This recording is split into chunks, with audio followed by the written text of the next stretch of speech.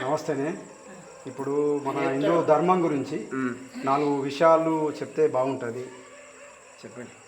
అయితే ముఖ్యంగా మనం 84 జీవరాశులలో ముఖ్యమైనది జీవి మన మానవ జన్మం వచ్చిందంటే మనం మాత్యంతో ఉండాలి. ఎందుకంటే ఎన్నో అవచీయట్లు ఉంటాయి, ఎన్నో కథలు ఉంటాయి. అన్నిటినీ మానుకొని మనం మంచి నడవడి, మంచి విధానము, మంచి నేర్పరి, మంచి విషయాలకు లోనైతే మనకు పుట్టిన పిల్లలు, మనకు పెద్దలు చెప్పినటువంటి విషయాలను మనం ఎప్పుడైనా ప్రతి దినం అట్లా స్వీకరిస్తే మనకు పుట్టిన పిల్లలుగా అదే స్వీకరిస్తారు.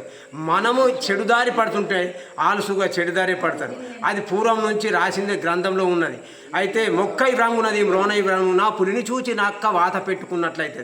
కాబట్టి మానవ ధర్మం మన హైందవ సంస్కృతి హిందూ ధర్మంకి వచ్చినప్పటి నుంచి మనం ఎందుకు ఉండాలా, ఎట్లా వచ్చినాము, ఏ విధంగా వచ్చినాము, ప్రపంచంలో అడుగుపెట్టినాము, భూమి మీదకి అడుగుపెట్టినప్పుడు ఆ భూమి మీద అడుగుపెట్టినప్పుడు భూతల్లి ఏమంటున్నది, బిడ్డ తస్మాన్ జాగ్రత్త అంటున్నది.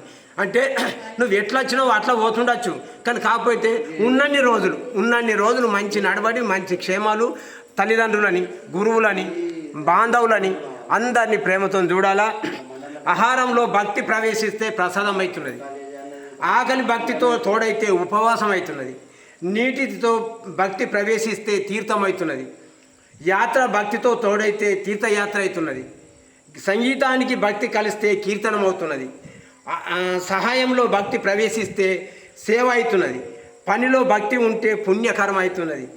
భక్తి ప్రవేశిస్తే మనిషి దేవుడవుతాడు, మానవుడవుతాడు, అన్ని విధాల సహకరిస్తుంది.